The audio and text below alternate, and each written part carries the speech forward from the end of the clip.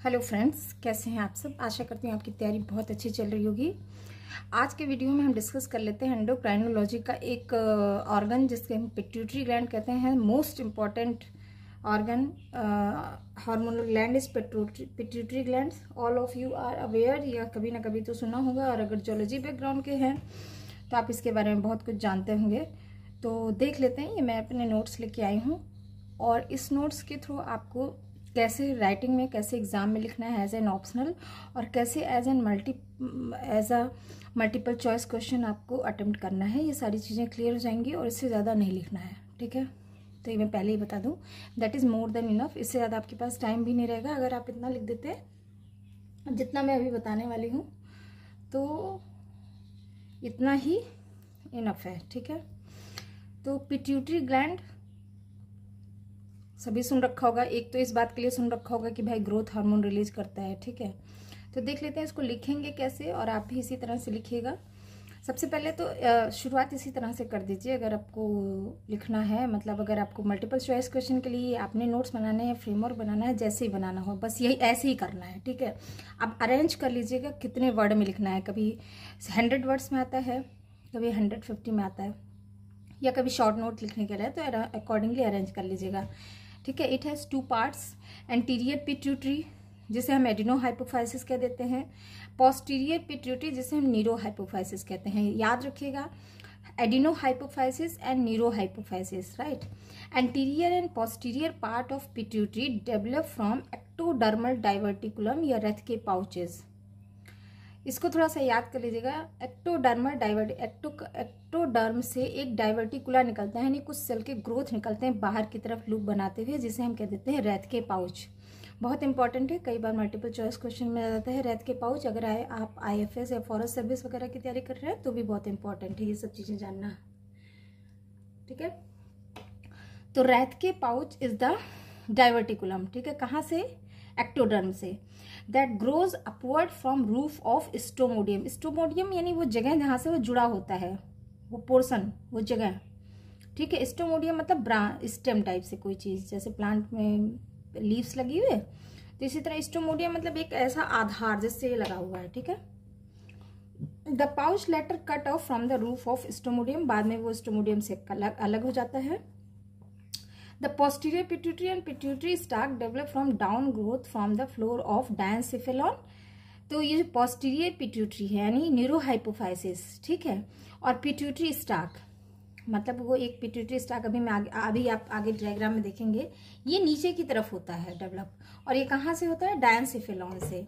यानी हमारे ब्रेन का एक सेक्शन होता है डायनसेफेलॉन, एक पार्ट होता है, वहां से ये डेवलप करता है नीचे की तरफ, ठीक है।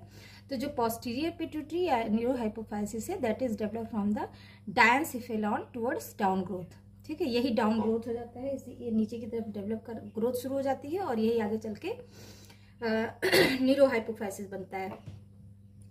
This invagination that come in close relationship with posterior aspect of Rathke pouches and fuses with it. फिर ये दोनों जाके आगे चल के एक दूसरे से मिल जाते हैं और फ्यूज कर जाते हैं, और एक पिट्यूटरी स्ट्रक्चर, पिट्यूटरी ऑर्गन तैयार हो जाता है। तो इसी को डायग्राम में देख लेते हैं। अगर आपने ये चीज नहीं भी लिखी है, सिर्फ डायग्राम ड्रॉ कर दिया है, तो दैट इज इनफ। तो डायग्राम से समझ लेते हैं। अब ये देखिए, इससे आप स्क्रीनशॉट ले लीजिए,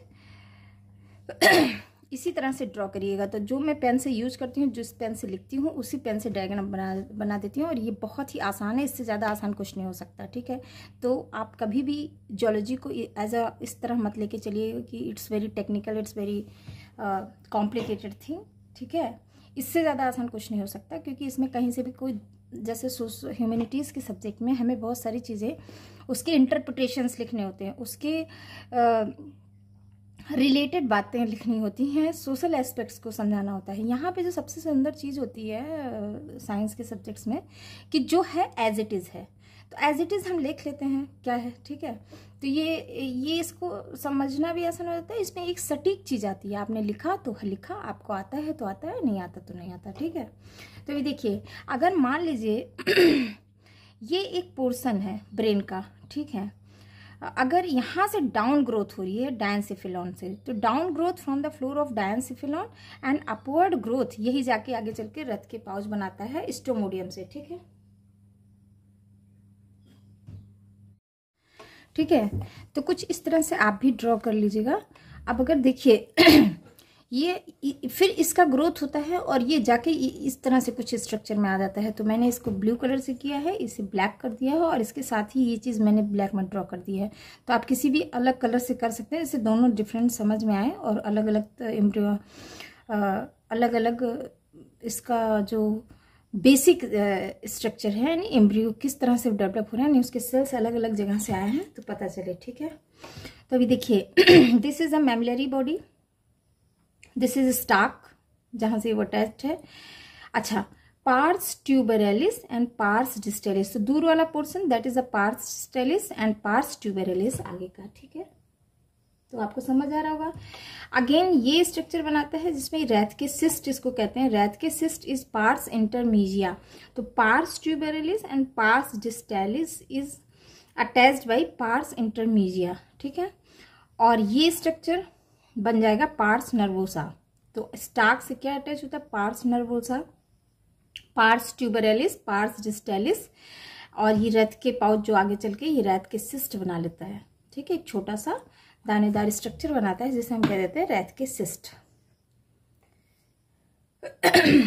अगेन अगर फाइनल स्ट्रक्चर अगर देखा जाए तो कुछ इस तरह से वो दिखता है। एक तो यहाँ से ब्रेन जाता रहता है ब्लड वेसल्स, तो अगर देखा जाए तो ये आर्टरी है और ये वेन है। ठीक है, this is the artery and this is the when, और यहाँ पे सेकेंडरी कैपिलरी प्लेक्सस पाए जाते हैं। सो कैपिलरी प्लेक्सस ये थोड़ा सा अभी आगे चल के आपको इसमें इसको डिटेल में बताऊंगी, थोड़ा सा ये डिफिकल्ट है समझना, लेकिन अगर ध्यान से 2 बार 3 बार समझ लेंगे तो याद हो जाएगा। तो जो ब्लड वेसल्स का एक यहाँ पे स्ट्रक्चर डेवलप होता है that is the when and artery, और ये पिट्यूटरी ग्लैंड से ये इस तरह से, तो एक मोटा मोटा सा स्ट्रक्चर ये इसी तरह से दिखता है। ठीक है, तो primary capillary plexus and secondary capillary plexus यहाँ पे बनते हैं, और एक यहाँ पे स्ट्रक्चर तैयार होता है blood vessels and pituitary organ के बीच, उसको कहते हैं हाइपोथैल्मो हाइपोफिजियल पोर्टल वेसल। बहुत इंपॉर्टेंट है, हाइपोथैल्मो हाइपोफिजियल पोर्टल वेसल। ठीक है, हाइपोथैलेमस से आपको समझ आ रहा होगा कि ये ब्रेन से रिलेटेड है, हाइपोफिजियल ये भी ब्रेन से रिलेटेड है, और ये पोर्ट कर रहा है तो इसलिए इसे पोर्टल वेसल कह देते हैं। तो कुछ इस तरह से हमारा पिट्यूटरी ग्लैंड दिखता है, और इस अगर एम्ब्रियोनिक स्टेज से और अभी तक देखा जाए तो इस तरह से इसका कुछ ग्रोथ होता है। तो आप इसी तरह से ड्रॉ करिएगा, आप इतना ड्रॉ कर देंगे that is more than enough. अब एक बार नो हाइपोफाइसिस जैसे मैंने पहले बताया, this is the anterior pituitary, और इसमें कितने पार्ट इंक्लूड होते हैं? Pars distalis, pars tuberalis and pars intermedia. ठीक है, pars tuberalis, pars distalis and pars intermedia, समझ गए? जिसे हम रैथ के सिस्ट भी कह रहे थे, पिक्चर पीछे आपने देखी थी ना। अब एक सेल होता है क्रोमाफिल सेल, ये पिट्यूटरी ग्लैंड में पाए जाते हैं। ठीक है, अगर टिश्यू, अगर इसका हिस्टोलॉजी समझना है पिट्यूटरी ग्लैंड का, तो हम इस तरह से समझेंगे कितने तरह के टिश्यू इसमें पाए जाते हैं, और ये सारे टिश्यू मिलके बनाते हैं एक ग्लैंड को। ठीक है, तो सारे, अब चूंकि हम हार्मोन ग्लैंड की बात कर रहे हैं, नहीं जरूर इससे कुछ सीक्रेट हो रहा होगा। ठीक है, तो अगर टिश्यू हिस्टोलॉजी समझनी है तो हिस्टोलॉजी के लिए कुछ इस तरह देखा गया, बाद समझा गया तो देखा गया कुछ इस तरह के सेल्स इसमें पाए जाते हैं। तो ये देख लेते हैं क्रोमाफिल सेल्स। ये दो, अगर देखा जाए 2 पार्ट में इसे डिवाइड कर सकते हैं। एक तो एसिडोफिल्स जो 40% के लगभग इसमें पाए जाएंगे, एंड देन बेसोफिल्स जो 20% के लगभग। एसिडोफिल के जो सेल्स हैं वो जनरली सोमैटोट्रॉफ और लैक्टोट्रॉफ होता है। सोमैटोट्रॉफ 30 to 35% और लैक्टोट्रॉफ 3 to 5% टिश्यूज होते हैं। ठीक है, बेसोफिल्स गोनाडोट्रॉफ एंड कॉर्टिकोट्रॉफ एंड थायरोट्रॉफ, गोनाडोट्रॉफ, कार्टिकोट्रॉफ एंड थायरोट्रॉफ। तो बेसोफिलिक सेल्स ये हैं और एसिडोफिलिक सेल्स ये हैं। अच्छा, सोमैटोट्रॉफ जो होगा वो जनरली यहीं पे लिख दीजिए, आगे लिखने की जरूरत नहीं है। सोमैटोट्रॉफ इज प्रोड्यूसिंग सोमैटोट्रोपिन हार्मोन, या इसी को हम कह देते हैं ग्रोथ हार्मोन। ठीक है, लैक्टोट्रॉफ नाम से समझ आ रहा है, प्रोलैक्टिन सिक्रेट करता है। बेसोफिल्स 3 तरह के सेल्स हैं, गोनाडोट्रॉफ, थायरोट्रॉफ एंड कार्टिकोट्रॉफ। गोनाडोट्रॉफ लुटेनाइजिंग स्टिमुलेटिंग हार्मोन सिक्रीट करता है, फॉलिकल स्टिमुलेटिंग हार्मोन सिक्रीट करता है, ये भी आगे जाके आप लोग देखेंगे डिटेल। LSH FSH ये अपने समझने के लिए भी लिख सकते हैं और एग्जाम में भी एज इट इज लिख देंगे तो दैट इज इनफ। थायरोट्रॉफ आप सभी जानते हैं, थायराइड स्टिमुलेटिंग हार्मोन को रिलीज करेगा।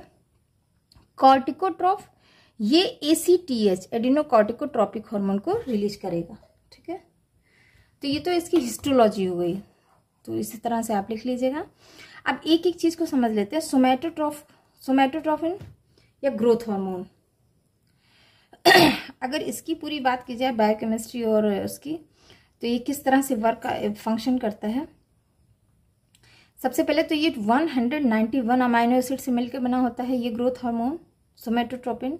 मैकेनिज्म देखा जाए अगर माइनॉरिटी केस में कि एट द सेलुलर लेवल, तो इस तरह से ग्रोथ हार्मोन रिसेप्टर से अटैच होता है और ये बन जाता है साइटोकिन रिसेप्टर। साइटोकिन रिसेप्टर एक मैकेनिज्म के थ्रू, जिसे हम कहते हैं जैक स्टैट पाथवे के थ्रू इफेक्ट करता है। JAK STAT pathway generally carbohydrate के एक्टिविटी में काम करता है, तो इसका इफेक्ट क्या होता है, कार्बोहाइड्रेट कंजर्विंग एक्टिविटी हो जाता है। तो जनरली ये ग्लूकोज अपटेक को कम कर देता है मसल्स में, ग्लूकोनियोजेनेसिस को बढ़ा देता है, लीवर में जो ग्लूकोनियोजेनेसिस होता है उसको कंट्रोल करता है, और लिपोलिसिस को इंक्रीज कर देता है। लिपोलिसिस मतलब डिग्रेडेशन ऑफ फैट। ठीक है, फैट के डिकम्पोजिशन को या फैट के डिग्रेडेशन को, फैट टूटता है, उस लिपोलिसिस को ये इंक्रीज कर देता है ये हार्मोन, ग्रोथ हार्मोन। कहाँ पर, एडिपोज टिश्यूज में। तो इस तरह से क्या है, ग्लूकोज अपटेक को कम करेगा मसल्स में, ग्लूकोनियोजेनेसिस को लीवर में कंट्रोल करेगा, और लिपोलिसिस को इंक्रीज करेगा एडिपोज टिश्यू यानी फैट टिश्यूज में। लिपोलिसिस को इंक्रीज कर देता है, फैट के विघटन को बढ़ा देता है। अगर मेजॉरिटी केस में बात की जाए यानी एट द सेलुलर लेवल, तो growth hormone act through intermediate या सोमैटोमीडिया।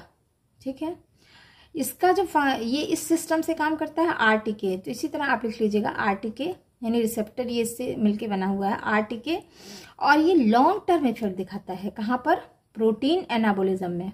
कहाँ पर, प्रोटीन एनाबोलिज्म में। ठीक है, अब ये आप कमेंट करके बताइएगा what is anabolism and what is catabolism. ठीक है,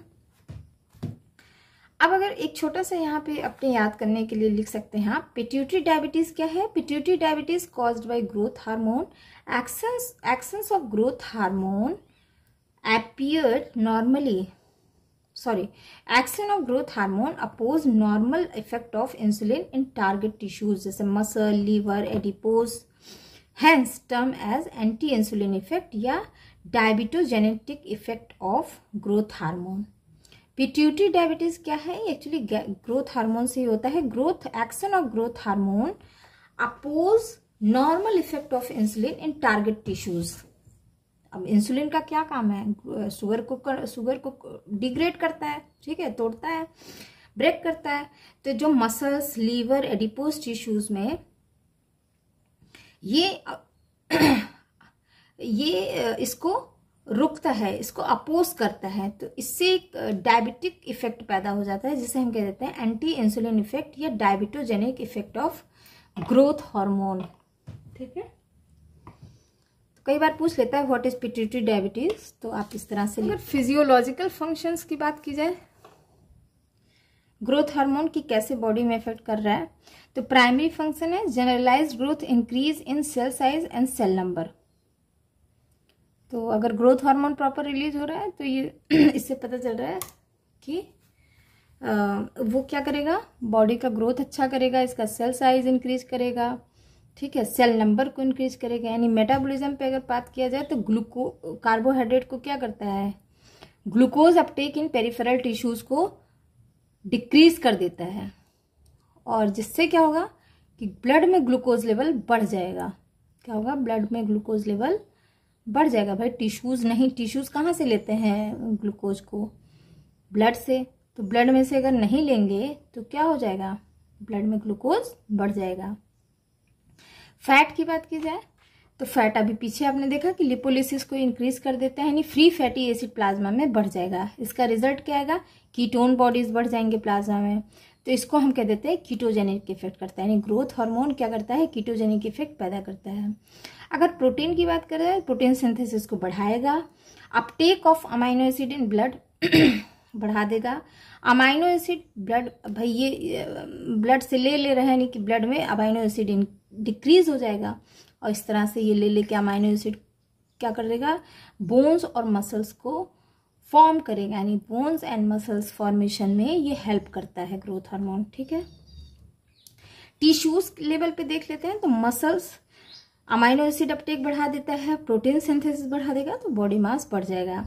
एडिपोज टिश्यू में एडिपोसिटी बढ़ा देगा, यानी फैट सेल्स बढ़ा देगा, डिपोजिशन ऑफ फैट का डिपोजिशन बढ़ा देगा, और डिपोजिशन ऑफ फैट, अरे सॉरी, एडिपोज टिश्यू में एडिपोज टिश्यू में लिपोलिसिस इंक्रीज हो जाता है, यानी फैट सेल डिग्रेड होना शुरू कर देता है, एडिपोसिटी हो जाता है, और डिपोजिशन ऑफ फैट डिक्रीज हो जाता है। ठीक है, बोन्स की बात की जाए तो synthesis of cartilage, increase in chondrocytes, ठीक है, कार्टिलेज प्लस कोलेजन फाइबर, और increase in ground linear growth बढ़ा। ठीक है, तो इस तरह बोन्स में भी ये इसके बोन साइज को बढ़ाता है, मसल्स को बढ़ाता है, कार्टिलेज को सिंथेसिस कराता है, बहुत सारे कॉन्ड्रोसाइट यानी कार्टिलेज बनाने वाले टिश्यूज को, सेल्स को बढ़ाता है, और इस तरह से कोलेजन फाइबर और कार्टिलेज इंक्रीज हो जाता है, और बोन्स मसल्स बढ़ जाते हैं। इस तरह से बॉडी लंबी होती चली जाती है। ठीक है, हमारे टिश्यूज, हमारे कार्टिलेज बढ़ जाते हैं, हमारे बोन्स में लंबाई आ जाती है, और हमारा शरीर लंबा होने लगता है, यानी ग्रोथ होने लगता है, यानी अच्छी तरह से ग्रोथ होता है।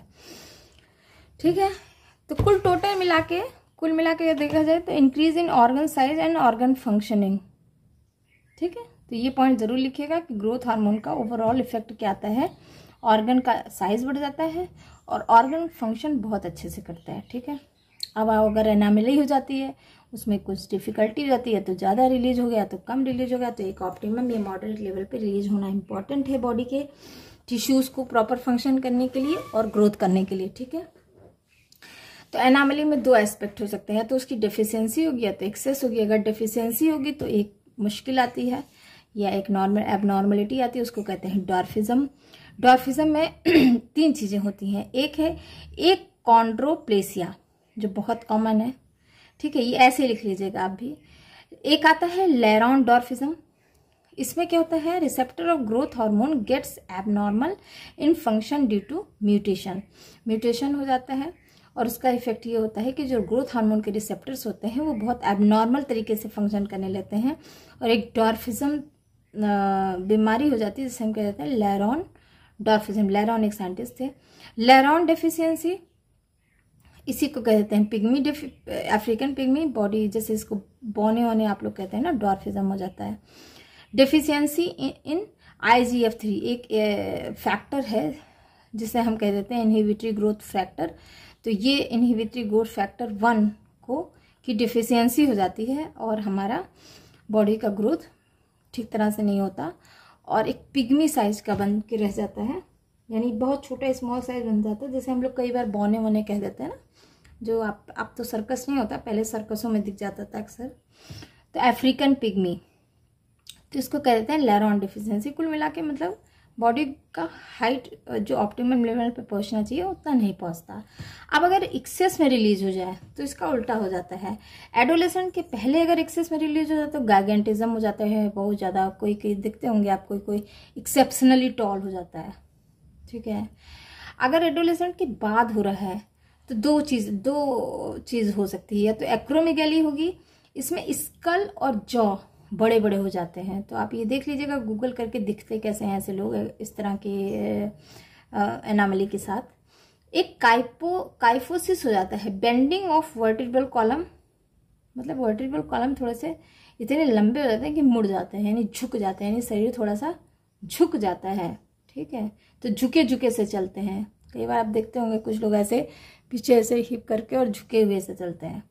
तो that is the effect excess secretion of the growth hormone हो जाता है। ठीक है, रेगुलेशन की बात की जाए तो इसके रेगुलेशन को कैसे सिक्रीट करते हैं, तो ग्रोथ हार्मोन रिलीज फैक्टर एक होता है जो हाइपोथैलेमस से रिलीज होता है और ये जो है इसके सेक्रीशन को रेगुलेट करता है।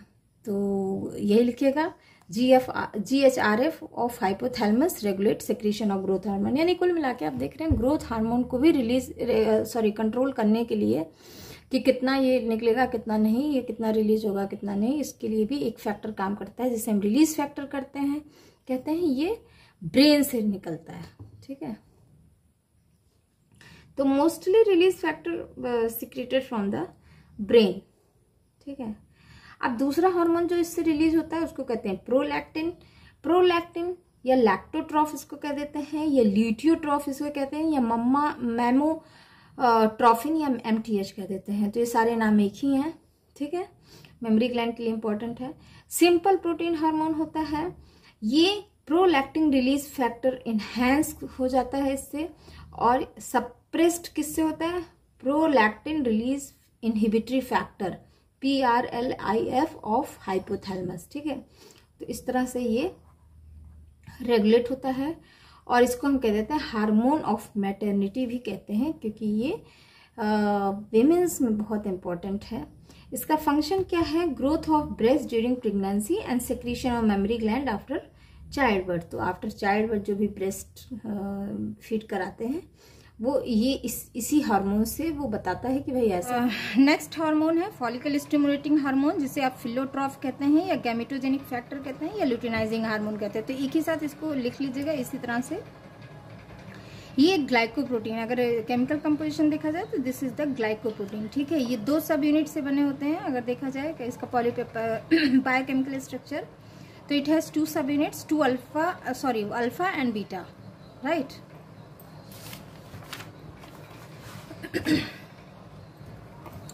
अल्फा सब यूनिट की बात की जाए तो alpha identical to alpha subunit of TSH and HCG। ठीक है, and beta specific for all 4 hormones. तो याद रखिएगा दोनों पॉइंट बहुत इंपॉर्टेंट है। ठीक है, इसी तरह आप भी लिखें alpha identical to alpha subunit of TSH and HCG, beta specific for all 4 hormones. ठीक है, कौन कौन से अब आ जाओ यहाँ पे। फंक्शंस लुटिनाइजिंग हार्मोन का, तो in female stimulate ovulation and development of corpus luteum. Male में known as ICSH interstitial cell stimulating hormone, जो आगे चल के इसी को सिक्रीट कराता है, ये टेस्टोस्टेरोन को। ठीक है, फॉलिकल स्टिमुलेटिंग हार्मोन को female maturation of Graafian follicles and दस एस्ट्रोजन प्रोडक्शन, एंड मेल में स्पर्मेटोजेनेसिस कराता है the same hormone follicle stimulating hormone. तो याद रखिएगा।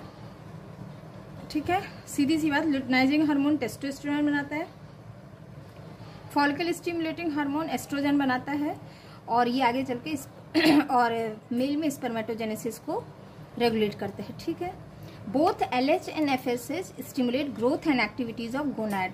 पीछे भी लिखे हैं गैमेटोजेनिक हार्मोन है, तो इसको कहते हैं गोनाडोट्रोपिन हार्मोन। ठीक है, तो गोनाडोट्रोपिक हार्मोन्स कौन कौन से हैं, LH एंड FSH।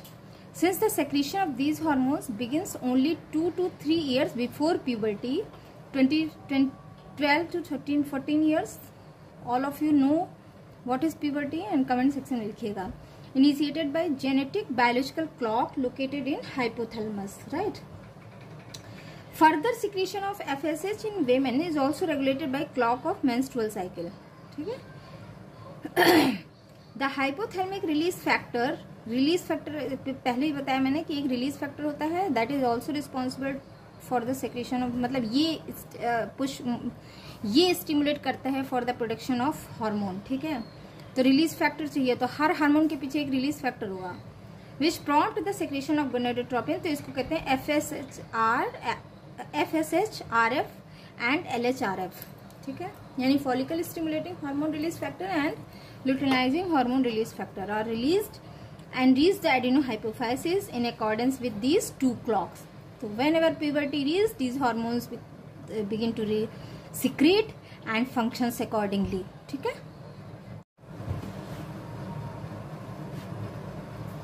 अब नेक्स्ट आ जाइए ACTH या एडिनोकॉर्टिकोट्रोपिन हार्मोन। ठीक है, corticotropic hormone is the smallest polypeptide hormone of adenohypophysis. तो दिस इज द स्मॉलेस्ट। तो इसी तरह पॉइंट में आप लिख लीजिए 39 कितने पॉलीपेप्टाइड मोनोमर हैं इसमें, अमाइनो एसिड मोनोमर 39। तो आप देख रहे हैं दिस इज स्मॉलेस्ट, ठीक है। इंटेंसिफाई क्या करता है ये, intensify synthesis of hormone of adrenal cortex upper under direct feedback regulation. तो इसमें भी यही होता है कि भाई जो नीड है तो कर रहा है, नीड खत्म तो बंद, ठीक है। तो एड्रिनल कॉर्टेक्स के जो हार्मोन होंगे उसको ये इंटेंसिफाई कर देता है। नेक्स्ट बहुत important hormone thyrotropin stimulating hormone या थायरोट्रोपिन जिसे कहते हैं। It stimulate thyroid gland for thyroxine secretion controlled by hypothalamic thyrotroph releasing factor. तो जब हम थायराइड ग्लैंड पढ़ेंगे आगे चल के तो उसमें ये बात करेंगे। नेक्स्ट पोर्शन नेक्स्ट पार्ट है पार्स इंटरमीडिया या intermediate pituitary. It is poorly developed in human beings, contain colloid filled vesicle which are remnant of Rathke pouches. तो ये रथ के पाउच कहाँ होगा, ये इंटरमीडिएट पोर्शन में होगा, ठीक है। तो वहाँ पे ये जो उसका अवशेष होता है वो पाया जाता है रथ के पाउच को, जो बाद में रथ के सिस्ट बन जाता है। क्या सिक्रीट करता है, alpha beta gamma MSH and ACTH। तो बहुत माइन्यूट फॉर्म में ये करता है। Secretion control by 2 hypothalamic factors, MSH release factor and MSH inhibitory factors. एक इनहिबिटरी होगा और एक रिलीज फैक्टर होगा, ठीक है। अब आ जाए पोस्टीरियर पिट्यूटरी में या न्यूरो हाइपोफाइसिस। तो आप एक प्लेक्सस यहाँ देखें, पीछे भी बना रखा है, तो आप ब्रेन से देखिए सुप्रा optic nuclei and paraventricular nuclei. ये बहुत इंपॉर्टेंट है, आप पहले भी ड्रॉ करे होंगे कहीं पर। तो paraventricular nuclei and supra optic nerve, supra optic nerve से आते हैं और पैरावेंट्रिकुलर से आते हैं, ठीक है। तो हाइपोथैलेमो और ये यहाँ पे आगे एक गुच्छा सा बनाते हैं जिसे हम कह देते हैं हाइपोथैलेमो हाइपोफिशियल ट्रैक्ट। अब हाइपोथैलेमो हाइपोफिशियल ट्रैक्ट ये पूरा जो यहाँ पे एक गुच्छा बनता है उसको कह देते हैं, ठीक है। ये देखिए इस पोर्शन को अगेन मैंने रेड कलर में ड्रॉ किया है जिसे हम कहते हैं पिट्यूटरी साइट या star cell. These are supporting cells, these are supporting cells. तो इसको ड्रॉ करना मत भूलिएगा, कुछ इस तरह से होते हैं, ये स्टार शेप के होते हैं। तो हम कहते हैं इसको स्टार सेल्स। तो अगर कभी पूछ ले कि where is star cells present, तो आप बता दीजिएगा डायरेक्ट कि पिट्यूटरी ग्लैंड में होते हैं, ठीक है। थोड़ा सा एनाटॉमी देख लेते हैं। This is the whitish lobe, white colour का होगा, comprising about 25% part of pituitary. Structurally, it mostly consists of axonal ending of neurosecretic neurons located anterior part of hypothalamus, ठीक है। A few neuroglial cells called pituitary-cytes having processes occur among the axonal endings, ठीक है। उसमें छोटे छोटे क्या आप कह सकते हैं फाइबर टाइप या प्रोसेसेस होते हैं, तो वही बात यहाँ पे लिखी हुई है। The axon of hypothalamic neurons comprise the stalk of neurohypophysis, या इसको हम कहते हैं इनफंडिबुलर स्टाक। स्टाक मतलब एक जहां से वो अटैच होता है, एक जुड़ने वाली जगह स्टाक, ठीक है। 2 नॉन पेप्टाइड हार्मोन, यानी ये प्रोटीन नहीं है, 2 non peptide hormone vasopressin and oxytocin secreted bye these hypothalamic neuron. These flow down the axon and form local accumulation of these and their terminals, ठीक है। वहाँ से फ्लो होके ये कहाँ पे आता है, एक्सॉन के थ्रू नीचे जाके एक्सॉन के टर्मिनल पे एक्यूमुलेट हो जाता है। तो आप नर्वस सिस्टम अगर याद आ रहा होगा, तो अगर एक न्यूरॉन्स का स्ट्रक्चर समझ पा रहे हैं, तो एक एक्सॉन होता है, ठीक है। तो एक्सॉन पे आके वो एक्यूमुलेट हो जाता है। अब ये जो सारा कुछ फॉर्म हो रहा है, वहाँ से वेसोप्रेसिन या ऑक्सीटोसिन रिलीज हो रहा है और आके इकट्ठा हो रहा है। तो इस तरह से एक नर्वस सिस्टम और हार्मोनल सिस्टम एक साथ काम कर रहा है। These accumulations are called herring bodies. बहुत इंपॉर्टेंट है ये वर्ड, हेरिंग बॉडीज। तो हेरिंग बॉडीज कहाँ पे बनेंगे, हेरिंग बॉडीज कहाँ पे बनेंगे, पिट्यूटरी ग्लैंड में। पिट्यूटरी ग्लैंड के किस सेक्शन में, पिट्यूटरी ग्लैंड के किस सेक्शन में, न्यूरोहाइपोफाइसिस या पोस्टीरियर पार्ट में, ठीक है। अब अगर हार्मोन की बात की जाए तो 2 अभी मैंने बात करी वैसोप्रेसिन ऑक्सीटोसिन की। वैसोप्रेसिन या पिट्रेसिन या ADH, it is secreted by the supraoptic nerve of hypothalamus. बहुत इंपॉर्टेंट है। तो कहाँ से हो रहा है? हाइपोथैलेमस के SON से। This is peptide hormone, 9 amino acid है, ठीक है। फंक्शन क्या है? Act as anti diuretic hormone, use as cyclic AMP as second messenger, ठीक है। जब मेटाबॉलिज्म पढ़ेंगे तो ये आता है adenosine monophosphate in excess quantity. अभी देखिए मैसेंजर RNA को ये नहीं लेता, ये किसको लेता है? साइक्लिक AMP को। अगर इसकी क्वांटिटी एक्सेस हो जाए तो ADH एक्ट एज वेसोप्रोसिन। सिंपल सी बात है, यही ADH आगे चल के वेसोप्रोसिन बन जाता है इन एक्सेस क्वांटिटी में। तो here IP3 act as the second messenger. यहाँ पे IP3 एज अ सेकेंड, इसी तरह लिखिएगा, इससे आपको पता चलेगा कि आपने स्टडी कर रखी है। साइट ऑफ एक्शन कहाँ पे काम कर रहा है? Distal convoluted tubule and posterior पे। ये कहाँ पे है? कमेंट करके बताइएगा। एक क्लू दे देते हैं, किडनी में होता है। मेडुलरी कॉर्टिकल ट्यूब्यूल, यहाँ पे ये एब्जॉर्ब करता है वाटर को। तो जो भी वाटर का नीड रहेगा, अगर वाटर बॉडी में वाटर कम है तो this will be release and stimulate cells to absorb more water, ठीक है। वेसोप्रोसिन क्या करता है? ब्लड प्रेशर को इंक्रीज कर देता है बाय वेसोकॉन्स्ट्रिक्शन, ठीक है। वेसोकॉन्स्ट्रिक्शन यानी ब्लड वेसल्स को कॉन्स्ट्रिक्ट कर देता है and that's why blood pressure will be increase. अगर एनामेली हो जाए, कुछ गड़बड़ हो जाए, तो डेफिशिएंसी अगर हो जाती है तो excess loss of water in urine, इसको हम सभी जानते हैं डायबिटीज इंसिपिडस कहते हैं। और अगर एक्सेस हो जाता है, अगर एक्सेस है वेसोप्रोसिन का, तो एक डिजीज हो जाती है जिसे हम सियाट कहते हैं, सिंड्रोम ऑफ इनएप्रोप्रिएट ADH, ठीक है। नेक्स्ट है ऑक्सीटोसिन। ऑक्सीटोसिन का एक नाम पिटोसिन भी है। सेक्रेटेड बाय PVN यानी पैरावेंट्रिकुलर न्यूक्लियाई ऑफ हाइपोथैलेमस। ये 9 अमाइनो एसिड के बने होते हैं। फंक्शंस 2 जगह पे काम करता है। पहली बात, मिल्क इजेक्शन में as a mammary gland in presence of neuro endocrinal reflex, ठीक है। जैसे कि बेबी है, सकलिंग करेगा तो एफरेंट नर्व उसको बताएगा हाइपोथैलेमस के सेंट्रल नर्वस सिस्टम को, फिर रिफ्लेक्स एक्शन करेगा। इसके रिफ्लेक्स एक्शन से पोस्टीरियर पिट्यूटरी स्टिमुलेट होगी और ऑक्सीटोसिन रिलीज करेगी। ऑक्सीटोसिन मेमोरी ग्लैंड को स्टिमुलेट करेगा और मिल्क इजेक्शन होगा। तो इस तरह एक रिफ्लेक्स एक्शन के थ्रू ये फंक्शन करता है। प्रेग्नेंट यूट्रस में contraction of uterine muscles facilitate parturition and child birth. तो ये बहुत इंपॉर्टेंट दोनों हार्मोन्स हैं। The secretion of neurosecretory cells of hypothalamus control the activity of both anterior and posterior pituitary. In response to afferent impulse, same चीज वही चीज यहाँ पे, afferent impulses chemical neurons received from all over the body, different areas of hypothalamus elaborate different neurosecretory releasing factors, ठीक है। releasing factors क्या करते हैं? जैसे CRF, TRR, GHRF, FSH-RF, LRF responsible for release of the pituitary tropic hormone, ठीक है।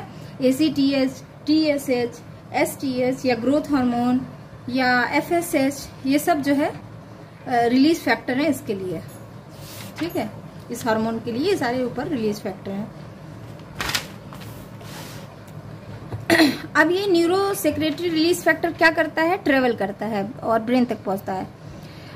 Nerve cells to axon, then capillaries which drain the sinusoid of the adenohypophysis. तो 2 inhibitory factor prolactin IF and MIF which inhibit release of prolactin and MSH respectively as elaborated by the hypothalamic nuclei. जो भी उसको जिस तरह से message दिया जाता है उस हिसाब से वो रिलीज करता है।